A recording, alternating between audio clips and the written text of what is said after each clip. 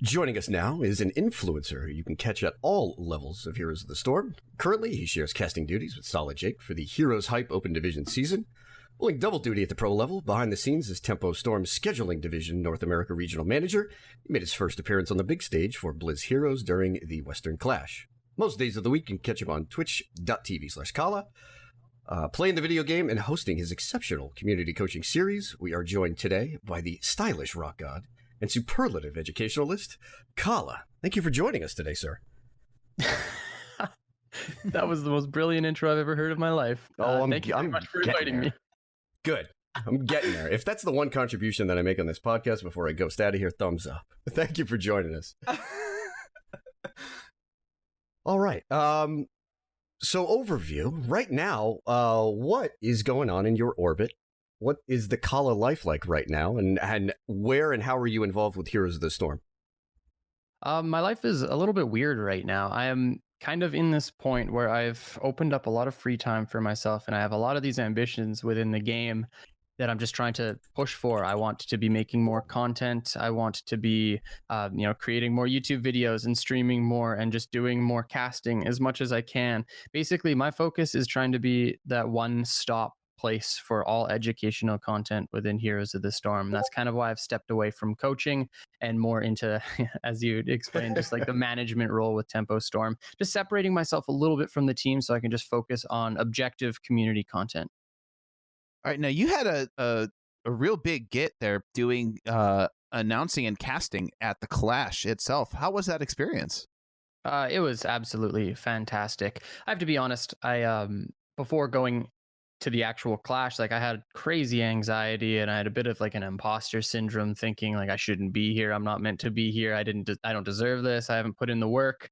And, it took other Heroes of the Storm community members, such as J House, such as Tetcher, such as like the whole casting crew, basically to, convince me that I was there for the right reasons and that I loved the game and that I didn't have anything to worry about. And they're all just so fantastic. But yeah, the whole experience was amazing. Like Blizzard is just so incredible. All of the Heroes of the Storms fans that I got to meet and my own fans that I got to meet there at the event was just fantastic. And I did feel 100% in my element at the Western Clash, especially when it came to the analytics. I loved working the desk. I loved working the replays. I'm not where I'm at with replays yet, with like on the desk, but I continue, like I want to continue to get better at that. It's so much fun. It's 100% in my element. Awesome. Did you find that it got easier as the Clash went on to cast and do desk stuff? Yep. Yeah, as you become more familiar with it, it just becomes easier and easier. However, I think I'm one of the rare people who has zero nerves when it comes to any sort of live performance. I've played hundreds of shows before in my day. I've been streaming for a couple years now too. So I have absolutely zero nerves with anything. I think you can give me a sea of 100,000 people in front of me and nothing will happen. So I was very lucky with that aspect, just not being nervous whatsoever. But I do think that I grew in comfortability and just in the interactions with my other casters throughout that weekend, because it is a skill that is learned. How would you compare like the prep process between what you do with your band and then for an event like this? What do you lean on in those experiences, but then also what maybe jumped out and was a little jarring for you at the Clash? As far as just preparing for a show or something like that, it's basically just, have you practiced your music and are you all warmed up and all that? That's basically all you have to do.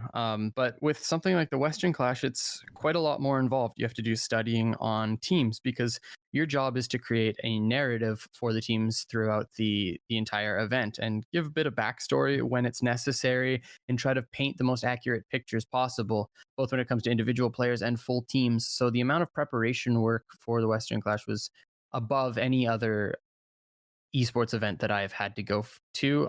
As far as like casting goes, I do open division and stuff like that. It was honestly the same amount of preparation that came when I was coaching. We would spend hours and hours and hours talking about our strategies and developing our plans for tournaments. And it's basically the same thing when it comes to casting. Stringing narratives together is a very interesting process for me. And we asked Gilly about, the work that she does for that. What did you find that you had to do during the Western Clash in order to get these going, like during each game and then in between games?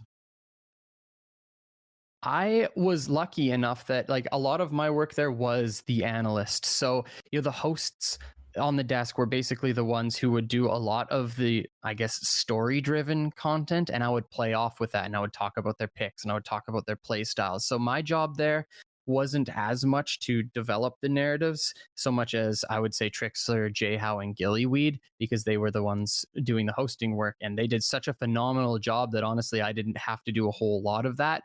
But watching them, like they create the most brilliant stories for players, and they just give you these stories as the analyst, and you just get to talk about these players and the teams, and they make my job so easy. It was, yeah, that's basically my best way of explaining it.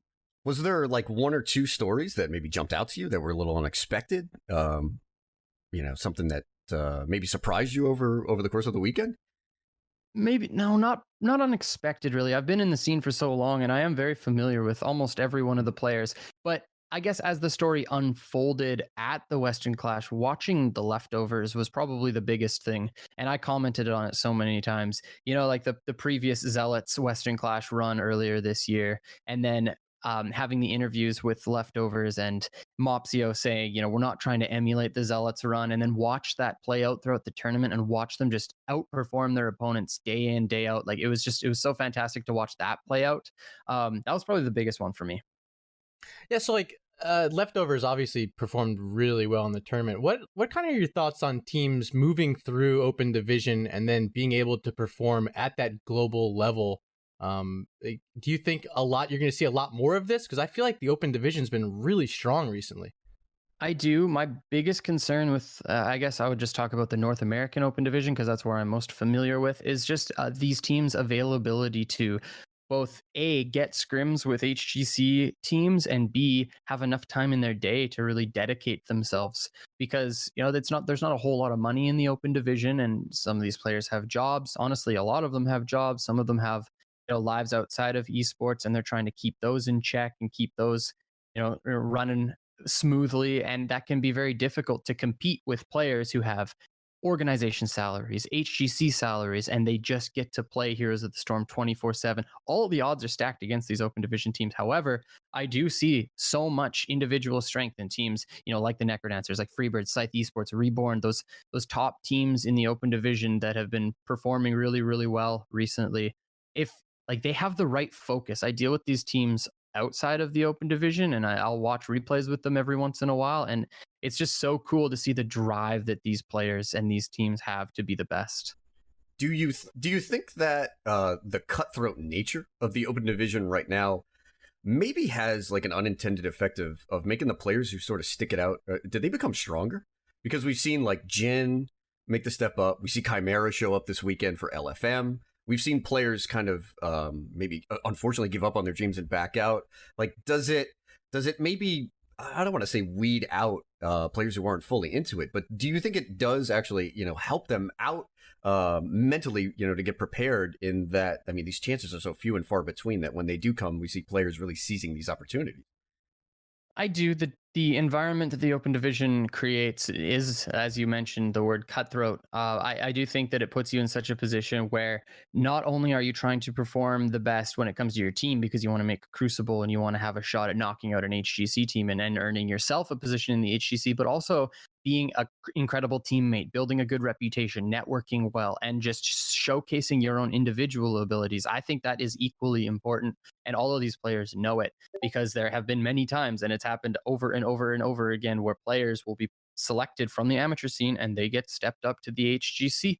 And quite often it's usually pretty obvious when you watch the players in the open division which ones are going to make it and which ones still just need to keep hustling and keep grinding.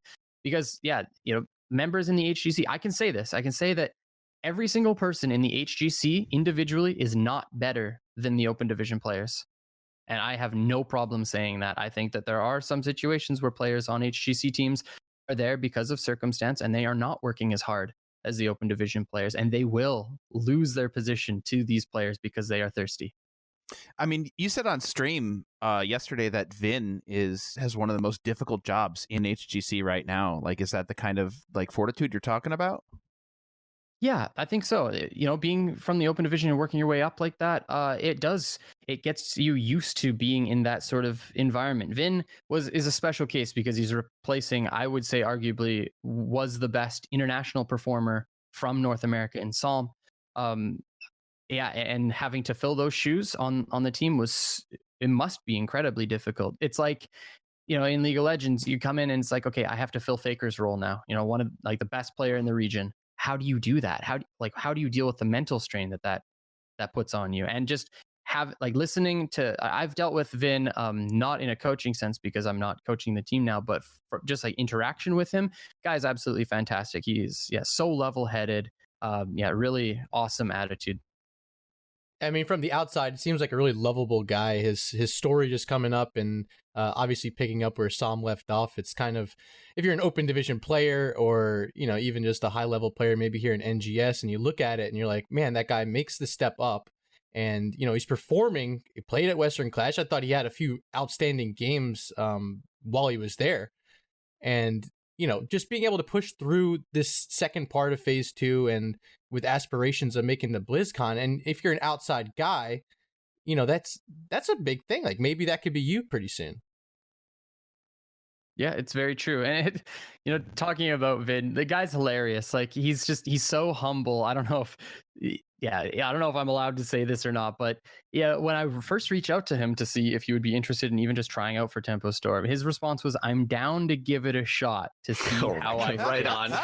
Regardless if it doesn't pan out or not, it'll be fun and a cool opportunity. I asked him what his goals are. He says to be a sponge because he wants to soak up information. I'm like, is that actually your response to me asking if you want to try out for Tempo Storm? Like the guy is hilarious. He's just so humble. And I didn't realize it at the time. When I read that, I was like, wait, does he not realize what I'm asking him? But yeah, he's fantastic. It's amazing. Fast forward a couple weeks and he has the best facial hair at the Clash. I do have a question. You said like people are basically behind the 8-ball in the open division. They've got the odds stacked against them. Is there anything you think that Blizzard can do to help that out other than making the game bigger? Oh yeah, I've got a lot of cool ideas for the open division. I would love if the open division were to emulate something like what Riot and the LCS does. I would love for the HGC to basically be composed of sister teams and provided full salaries for all of the players that are within the open division and use them as like a stepping ground to get into the HGC. At that point, you can there would be a Tempo Storm Academy, there'd be an Endemic Academy team, that sort of thing. And when you play on that team, you get a salary, maybe not from the org if the orgs can't afford it, because some smaller name organizations are within Heroes of the Storm right now. But Blizzard could provide small salaries to the players there just to give some sort of longevity for those jobs. And then if they completely, showcase their skills within the open division, they can be stepped up to the HGC or traded out with players that are in the HGC outside of the roster lock rules. And I think it would just create the most competitive environment possible. That's like my vision for the open division and the HGC in general. And that's not the only response. There's many other things that they could do as well. Right. I mean, I hear the people talk about like one of the things that open division needs to happen is you need to get people who are willing to commit to the long-term goal of making a good team. And if you do that, you'll see like less constant roster swaps like we're seeing now. Do you think that would alleviate that problem? If the salaries were even just something, a certain amount that would just allow players to be like, yo, I can actually step back from my day job to focus on this. That means that they can then put in more time for scrims, and more time for practice, more time for replays, more time for networking, more time for playing Hero League even.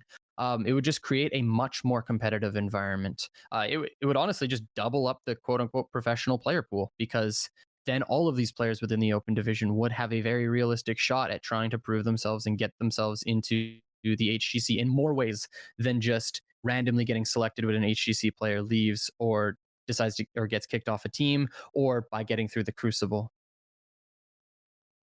So we've seen a lot over the past couple seasons where teams have decided to break apart within the HGC and teams have entered in their place.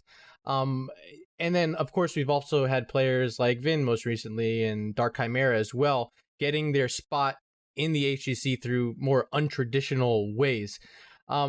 Do you see that as being almost an easier path that it might be reason why we see a lot of these top open division teams deciding to switch around rosters so frequently? Or how do you kind of feel that situation plays out, or ways that you think it might improve if you're one of these captains on these teams? That's an interesting question. I think no matter what way you look at it, if a full team gets put into the HGC because of a disband, that's no matter what, that's a negative situation, I would think, because you're taking a team that has consistent HGC level scrims and you're replacing it with a arguably lesser team with less experience. It doesn't mean that that team can't close the gap in a short period of time, but right out of the gates, that is a little bit of a downgrade when it comes to the skill of a region. But then as far as that translating into open division teams wanting to trade out their players more frequently and swap up to make the best possible roster, I think that the only reason why players would be doing that is just to have a reasonable shot at getting into Crucible and then knocking out a lower team. I think that's really the only reason why players are switching out at all. And this week is the last Open Div Cup. And we've actually seen a lot of teams make a number of roster changes. There's a lot of swaps coming in. It seems like teams are trying to make moves here at the break, and we have plenty of folks who have worked their way up through NGS up to the HGC Open. What are your thoughts heading into the last cup? Outside of Scythe, who has locked their spot in, who are you looking forward to in the playoffs, and then maybe possibly making a Crucible push? My big three right now are Freebirds, Reborn, and Necrodancers. Those are the three that they have so much potential. Like, you look at Necrodancers sitting at 260 points in fourth place, Reborn with 290 in third place. They got some work to do to catch up to Freebirds, but Freebirds has seen changes, and so have the other teams. And I really think that the changes for Reborn have been the most impactful. That's the team that I'm really looking out for moving forward today, actually. Shout out to Crosby, by the way. Hopefully he'll hear this one, and hopefully it will work out well for him. We actually had Crosby on the show. He's a really good dude. We had fun time with him. All right, so obviously we're moving through the playoff season. Starts next week for Open. Crucible up next. Is there anything in these final weeks of preparation as a team, through your experience, you feel like they should really be focusing on?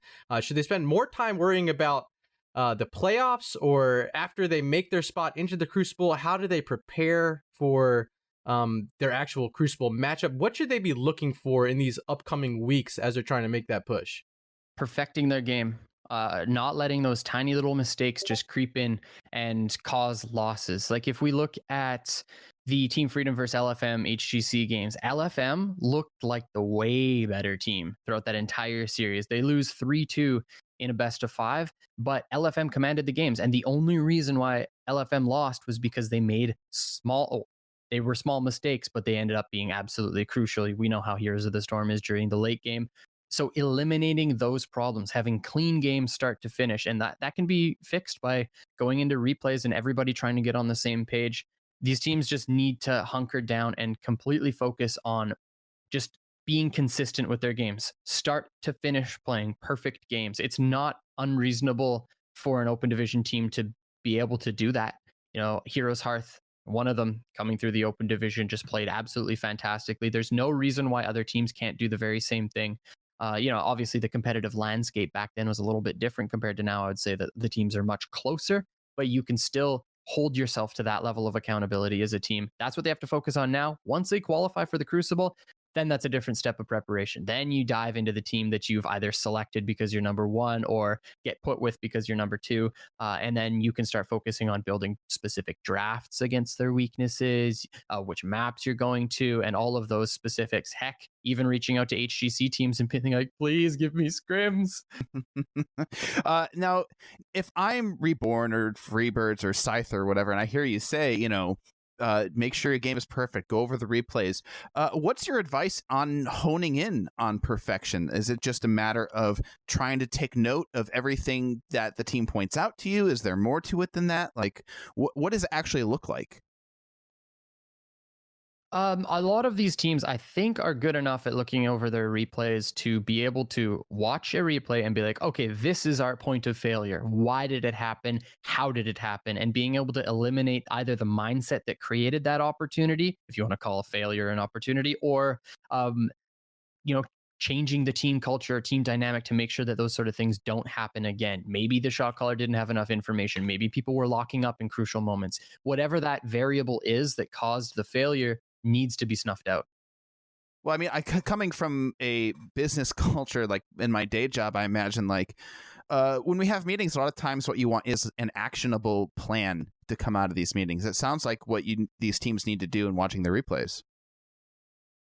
Pretty much. Yeah. I always through replays, it's trying to, if it's not in draft, that's the problem. And it's a problem within the game. There's always those root causes of failure. And a lot of the times, if it happens in one game, it will happen in future ones. That's basically the nature of the beast. If I do a replay with a team and they have one problem and I do the same, like 3 replays with them, let's say in one day, I will find the problem that existed in game 1, in game 2 and 3, no matter what, until I highlight it, until I talk about it, until I try to find a way to fix it within the team's thought process. That problem will continue to exist until somebody, doesn't have to be me, can be on their own team, finds out what it is and finds out how to fix it. So absolutely, I guess the actionable plan would be trying to find those root causes and ways to fix them. And this is a video game that has always seemed like it's hard to win and easy to lose. And I think when you brought up that LFM series, like that really jumped out to me. It always seems like teams, when they fail, it's because maybe they're hesitant to pull the trigger. Maybe they just lack the confidence and the aggression to go ahead and make the move to finish the game. And I think Dread was specifically harping in on that in that series too, and that's definitely something to watch out for. Kala, you are most notable within the NGS community for being an outstanding coach and someone who works with individual players on a very frequent basis. In fact, many NGS players have improved their game by going to you. I think when I was perusing your Twitch page, the last few names that popped up, I saw Make Love Not War, who's on Regen Black. I saw Enigmatic, who's been playing for OSD. He's been around for quite a while. So tell us about your community coaching. What do you do? What are the details of it? Who is it for? And what has the experience been like as you've grown this just massive community? Well, I started it out because everybody is complaining in Heroes of the Storm that there's not enough educational content and nobody was making any. And I didn't 100% agree, but I could see where that was coming from. You know, if I was wanting to learn how to play a specific hero, I could go on YouTube and I actually could not find it from enough of a reputable source for me to deem that information as worthwhile to just jump into and learn as much as possible. So I decided to create community coaching. I decided, do I ask people for, a sub to do it? Do I ask for $5, $10, something like that? Or do I just do it for free? And I decided doing it for free would be the best because, it just shows people that they can trust me. I'm just putting out my work and trying to get individual players better for free because I want my game to get better. I want Heroes of the Storm to get better in general. That was the whole point of it. And that's basically why I made it. And I've had so much fun with it. I've done just community coaching in North America, which is Sundays at 7:00. If you want to learn more information, you just join my Discord. There's an information channel on there. And I do now community coaching EU, which is on Thursdays at 7 p.m. London time, something Excellent. like that. Yeah. So I'm trying to put out as much content as possible to get people to learn the game. Because it is a daunting task. There's so many maps, so many different heroes, so much information. And I've been on teams forever now, like basically since the beginning of this game. So I think that I have a good perspective when it comes to learning the game. And I've been playing competitive games like this for my whole life. Right on. When you fire up a VOD, you get started, what keys and core concepts are you specifically looking for? And, ideas that can translate to players that may be looking at their own VODs? Sorry, could you repeat the question one time? My headphones suck. That's fine. All right. When you fire up a VOD and you are taking a look at an individual player, what are the keys and the core concepts of play that you are looking for? And are there any differences as you start to move up or down the MMR tiers? Oh, yeah. I mean, it depends on so many different variables, what roles the players are used to. Before I even get into that, actually, every single replay I start, I ask for the player to give a little bit of a background on themselves, not just in Heroes of the Storm, but in previous games. Some people will be like, yeah, I was a Diamond 1 League of Legends player. I'm trying to climb. I'm low master. So then that just tells me immediately, okay, so mechanically they're probably sound. They're probably just monkeys when it comes to the game. They have no idea what to do on the map, when to take camps, how to draft, what talents to go, that sort of stuff. They can hit their skills and they can stutter step well. They have everything mechanically down. They just need help with the game. On the contrary, a bronze player approaches me and they probably know, and they have only played World of Warcraft before, or maybe some Minecraft or something like that. I would expect them to have low mechanical ability, low game sense, basically kind of trying to teach the person the core concepts of the game that will help them get better over time if they can just focus on those core concepts. So it really just depends on so many different variables where I start when it comes to coaching through the replays. And again, like to kind of talk about what we were discussing earlier, a lot of the times I will see the same problem exist for these players throughout the entire game. And sometimes I sound like a broken record when I'm going over replays, because I will say it every single time I see that same problem reoccurring throughout the replay. I'll mention it just so that it kind of solidifies it within the player's head, and it allows them to fix those problems. Yeah, it all just depends on so many different factors when it comes to approaching a specific player and trying to fix their place.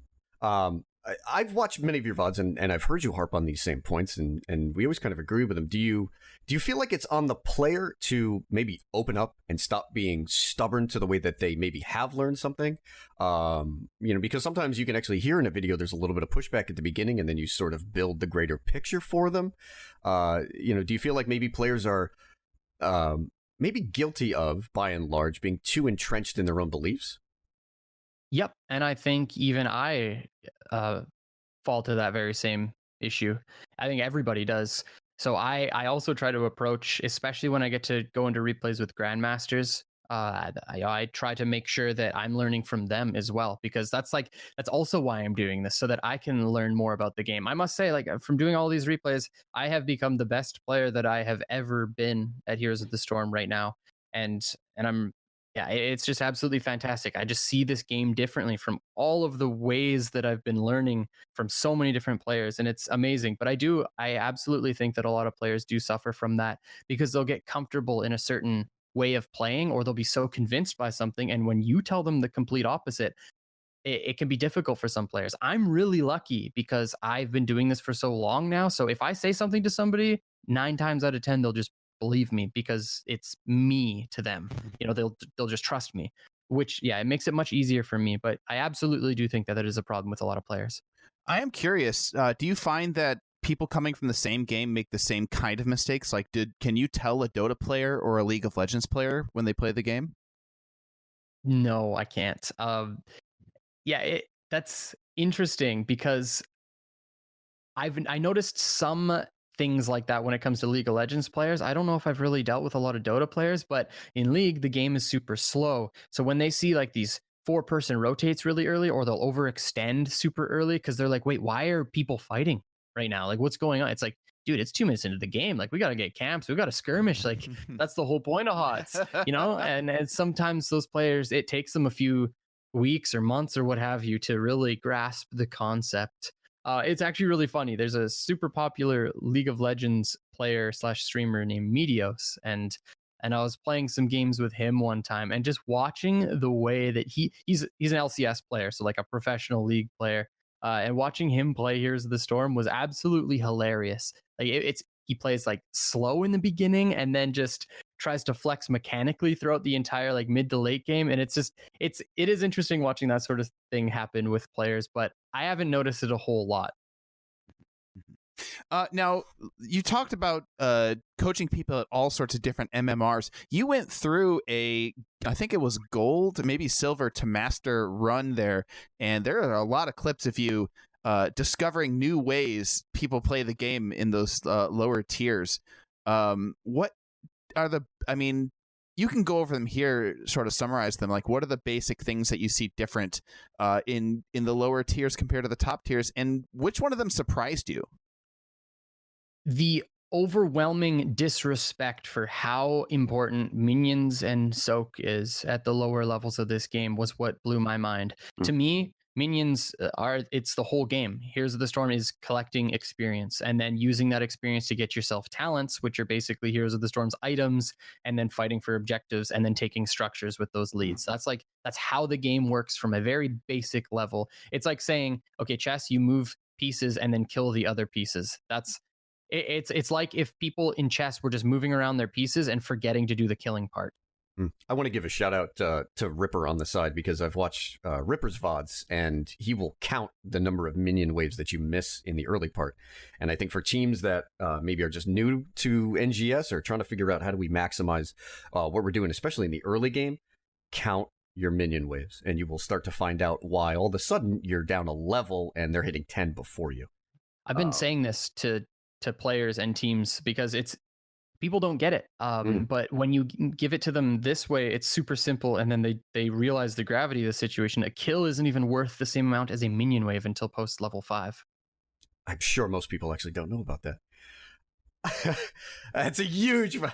Trying to figure out what XP means, especially as you move up and down, is really difficult.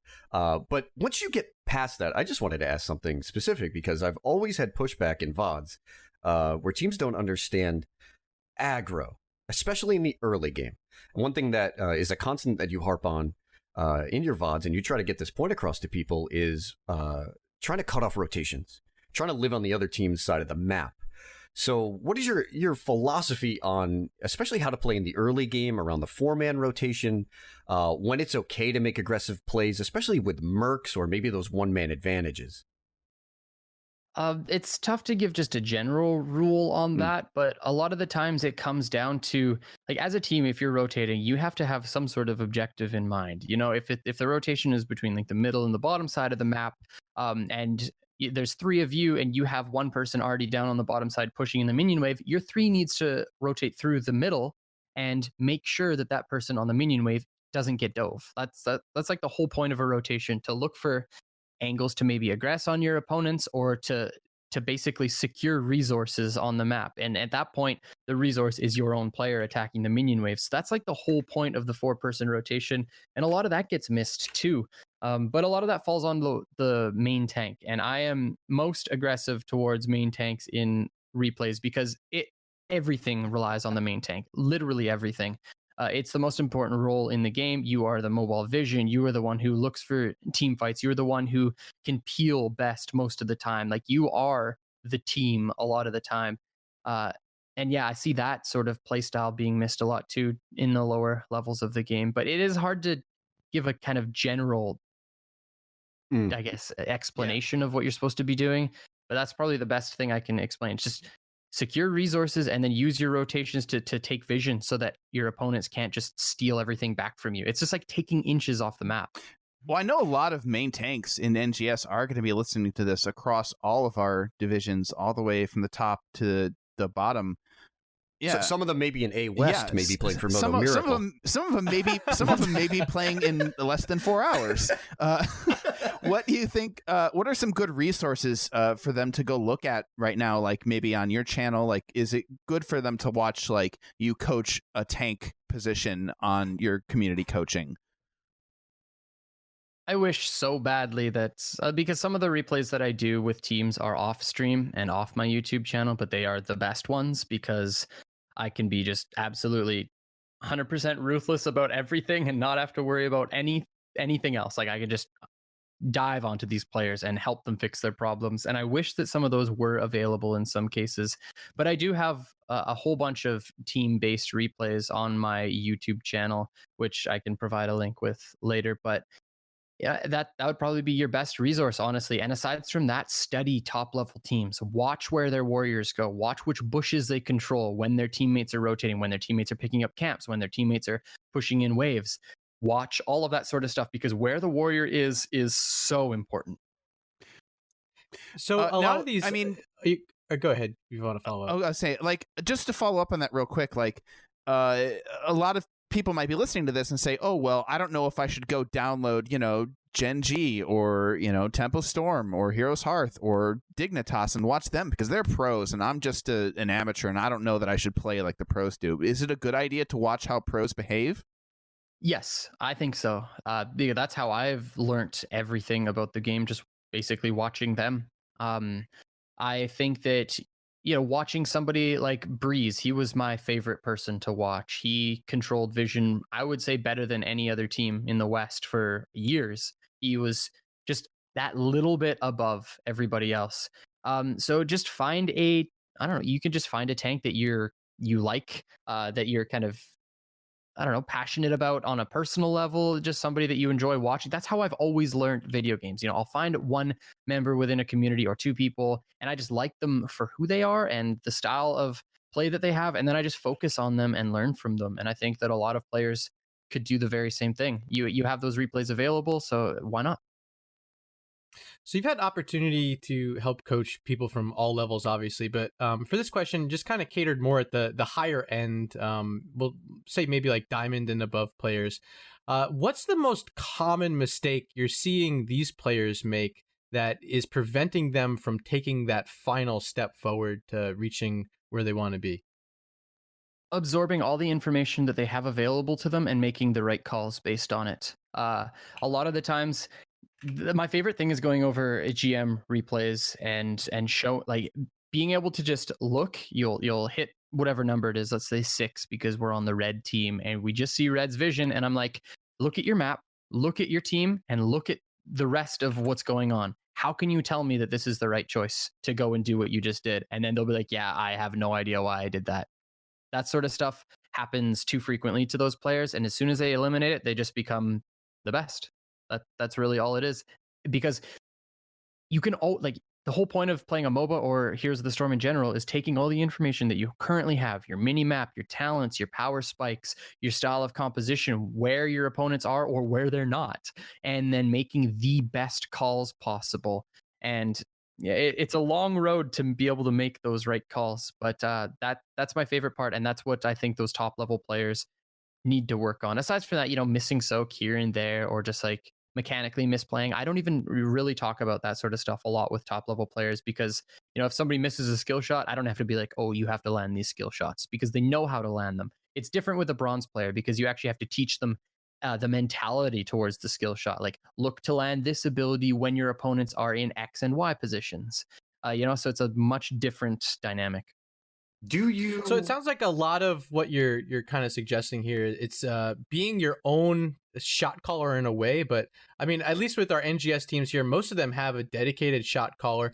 Do you have anything specific that shot callers need to be working on that will make them communicate better with their team? Maybe not just looking at the map and understanding where they should be, but how to communicate with their team. Have you had any experience in trying to help anyone you've coached before with that side of an aspect with just the actual shot calling?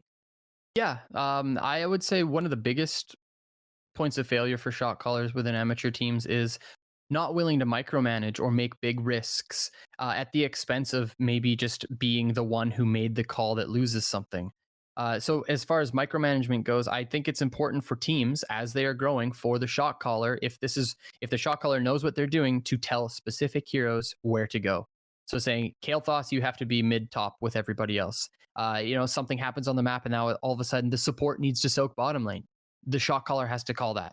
Like, actually say specific players where to go on the map, because once you do that a few times, then the players start to understand and then they'll just do it more automatically. Then the shot caller doesn't even have to, micromanage the team as much. That was one of the biggest things that I've noticed with teams. The other thing is just taking in, again, all of the information as a shot caller, the information that your team gives you, the information that's available on the mini map and the map itself, and being able to make the right calls. And that's a lot of what I do with teams in replays, like amateur teams, is go over what the right calls are.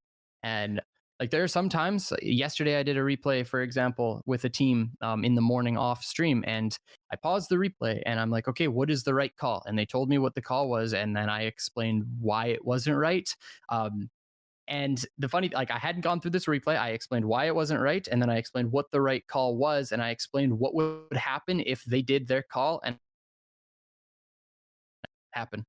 And if maybe it's just because I've been doing these for so long, but I can see these sort of things, and as soon as other players kind of get that same switch where they're able to see these things too, the other shot callers, I mean, they grow so much as players. Sorry, I'm kind of ranting at this point, but this game just gets me so excited. It's just, yeah, that's the biggest thing for these shot callers to work on is just making the right calls with the information that they have. I mean, hey, we're hot storks too. We do. We love the rants. We're each of us are notable talkers to the point in which we have our own podcast. But continuing on what you were saying about shot callers and trying to get teams on the same page, how do you handle failure? Because we have a lot of NGS teams that again are new and are trying to navigate so many different things that go into the coordination involved in just being in the league. But, we always have the question of, teams that sort of fall off in the beginning and they don't come back. How do you handle failure really on a team-wide basis? What is your encouragement? And you could even bring up some examples from Tempo, because we saw Tempo maybe have a bad clash. They came out in week 1 and looked pretty darn good. Yeah. For example, if you're an NGS team that's currently 1-5, so Sorry. losing is the best thing you can do as a starting team. It's better than winning, because if you're winning and you're just playing Heroes of the Storm, you're not learning anything. Well, that's not necessarily true, but you kind of know what I mean. But if you're losing, there are specific points of failure throughout the game that you can really hone in on. Again, just kind of focusing on what I was saying earlier, where these consistencies or inconsistencies throughout your game will always happen. And if you're losing games, you should be able to jump in a replay and find out exactly why, work on it, fix it, and don't let it happen again. Like, mistakes are fine. It's just, and mistakes aren't weakness, and losing isn't weakness, but making the same mistakes over and over and over again absolutely is. I mean, do you have any Kala tips and tricks? I mean, stuff that teams maybe can work on outside of HOTS. I mean, I know not everybody can just hop over to a buddy's place, put on a movie, and get some ice cream, but I mean, you have a lot of experience with teams in that team dynamic. Outside of the game, what do you think is the best way to approach all of these communication issues and the confidence building? That's a really good question. It's tough. I think people need to learn to identify that within themselves. And part of being a coach was with a team. That's what I did as well. You have to find out how players are able to unwind, how they're able to, focus back up, what they need. Is it a smoothie? Is it Korean food? Is it exercise? Is it, just 10 minutes away to meditate? Whatever it is, every player is different, and most people know themselves better than anybody else. So players just need to look within themselves and realize what they need in order to be, level-headed going into a replay or going into a team environment. And everybody just needs to be on the same page when it comes to wanting to improve as a team. Because being abrasive within a replay or being abrasive in a team, that doesn't help anybody. And as soon as people start being like that, they need to learn to step back, calm themselves, and just approach the game, especially from the losing perspective, with the mentality that losing means winning in the future as long as you tackle those issues properly. Awesome. Now, I do have one question, and listening to you here, talk about watching replays, and teams watch a replay and they go, oh, what's the right call here? And they say it and they get it wrong. How do you know when you're right? Because a lot of times people will make a call and it'll work out even though it was the wrong call because the other team made a mistake. So what are you looking for to show yourself that you've made the right decision? Prove it. I feel like Heroes of the Storm is just like a math equation where you need to provide a proof.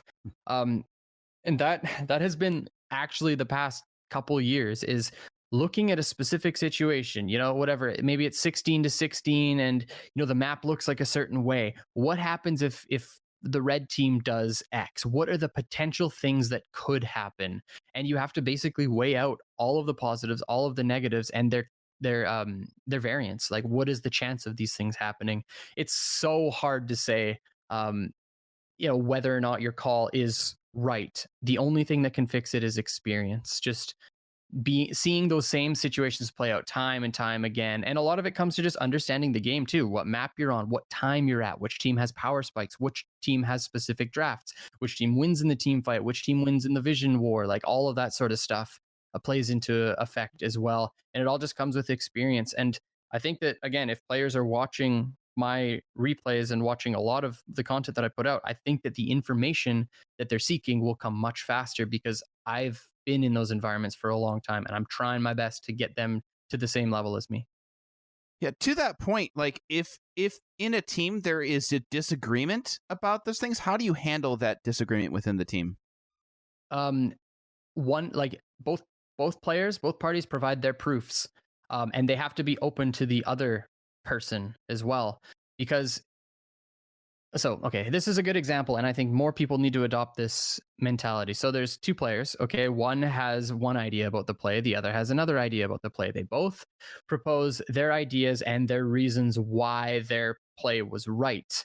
Both players need to be excited about the other person's idea, because what if it's better than theirs? Then that means that they just get better at the game and they become smarter at the game. That's freaking fantastic. But a lot of people will play the opposite game. They'll enter into a situation where one of their teammates thinks something differently about the game, as opposed to them, like over a specific play, and they get so headstrong that they want their idea to be right because they want to be right. And that is just it's a toxic mentality, just right out of the gates, because that's not how you grow in any way intellectually. So as soon as players can also get that fixed, it's a beauty. And So it's that time, guys. I believe it's the lightning round. Thunder. All right, Kala. So we do this. It's a recurring segment on the show. We just kind of hit you with a few quick questions. Some are kind of fun. Some are just kind of like quick questions of like, what do you think, this, that, or the other? And a few quick hitters here for you, if you don't mind. I'm shaking.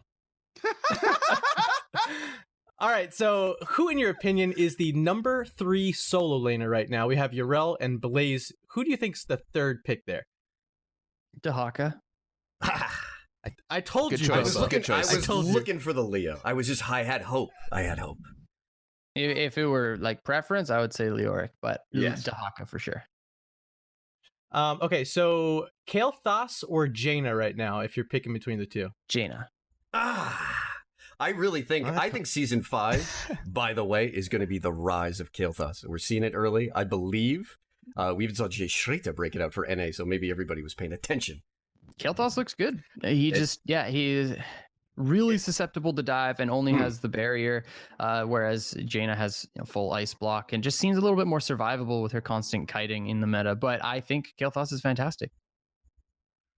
Would you ever let June play Ana? Yes, especially right now. Ana's in a decent place. And I brought that up and I put the note in there. I actually think Ana is really good. And I'm saying this really just to give people encouragement. I think Ana is great against white main. Try it, kids. Have fun with it. Take it for a spin. So we know, obviously, you play in a band. We actually had a fun time listening to some of the tracks. But what would be your dream venue for Kitsune to play at, either historical or current? Dream venue. Woodstock. Wait, There you go. Yeah. Obviously 69. Let's not even bring up that abomination that happened when we were kids. But there was a With mud Jimmy. fight, Bobo. There was. Yeah, absolutely. That or Yoyogi Park in Japan. Ooh. What's the backstory on that one? I don't know. Educate me. It's just a place I went to one time when I was traveling in my late teen, or maybe it was early 20s. It's just a really beautiful park with a bunch of performers everywhere. It's just so fantastic. And Did you see the greaser guys dancing? yes, I love those. I love those guys. I used to live in Brilliant. Japan. So outside of yourself, because we all know it's you, who's the best dressed at the Western Clash this past event? Lauren. For the Oh, casters. you killed it. Thank you. Day Lauren for day dudes. 2, the Gilly for black ladies. shirt, black jacket, and the white tie Haloran had on. Fresh. Yeah, I was sweating the entire time. Tetcher close second, I think. He's like me, where he's got a little bit more of the wild clothing, so I gotta appreciate him. And honestly, everyone looked so fantastic. I gotta call out my boys. I want more pink on Trixler. Yeah, that guy looks good in everything he wears.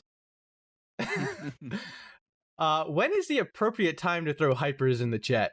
At all times, always. Got him. Don't even disrespect like that. You know it's always Oh, they just took us giant camp hypers. Let's hypers. My hands are up literally right now. And last question, and we'll ask you to exclude Tempo Storm, but who is your NA All-Star team right now in HGC?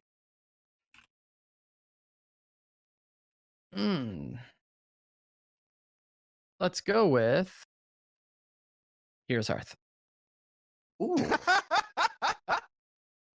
All right. Was that as diplomatic as one could be, or what? I mean, Yeah. all the other ones, they're just not quite there when it comes. I love what Heroes Hearth does. I love what the team does. I have a lot of respect for Koth and Luck too, their coach.